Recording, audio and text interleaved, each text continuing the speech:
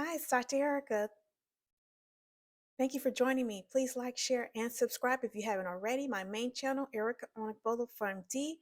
I am your registered licensed pharmacist here on YouTube. Please, again, like, share, and subscribe. I'm going to talk about opioids or the pain medications that are usually prescribed for severe pain, moderate pain, acute pain after surgery, those medications that we take to enhance our euphoria and to just help us feel better overall when we're dealing with a surgery or a postpartum cesarean section or childbirthing medications we take for our arthritis, medications we take for our severe pain, the most severe pain that we can adjust to is what we're talking about.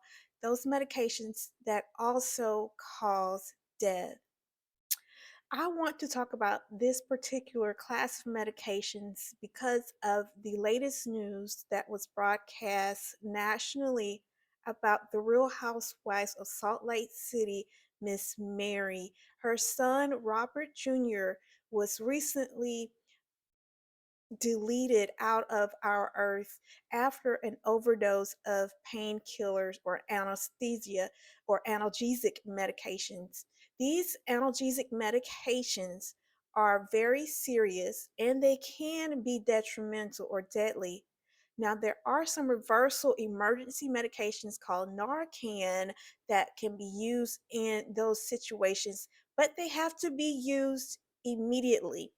They have to be used in a time frame that allows the patient or the person who's in distress to be revived. If the patient or person has been without that Narcan for some time, then that usually is not going to do any justice at that point. So the Narcan is a very important medication to have in hand at home with a family member who can utilize that medication upon learning a person or patient has fallen asleep or become sleepy or drowsy upon taking an opioid. That is when Narcan is best. The opioid class of medication can be for, again, those disease states, usually after surgery or dealing with pain due to the bone, pain due to a acute issue. Those medications are usually going to be your oxycodone, your morphine, your fentanyl, all of those that we usually in the pharmacy keep under lock and key because of their psychological dependence and their uh, potential for abuse in the community. Those medications, again, are used for pain. However, they can be detoured when in the wrong hands or in the hands of a mental patient or someone who's cognitively depressed or someone who's thinking about taking their own life.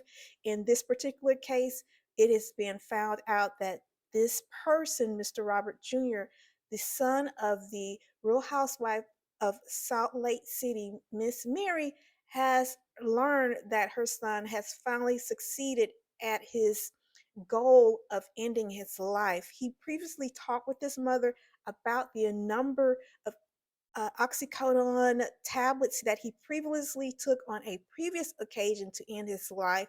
So she was very aware of the potential when he is alone or without family when he's in his mental suicidal thoughts. Now, these opioid medications should be, again, supervised or taken into consideration with other family members. And I suggest that they be kept under lock and key until needed. And they only be taken if needed.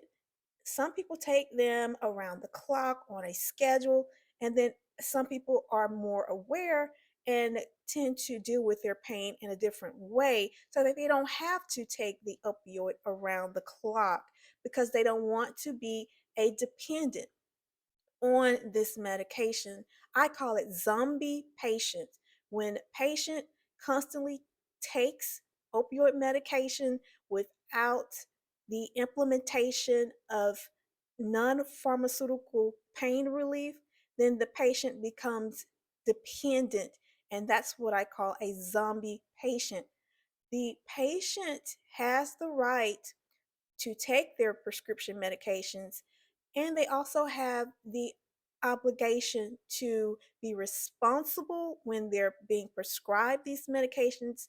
They're responsible for being truth about their pain level, and they also need to take responsibility to know who their doctor really is who's prescribing these tablets.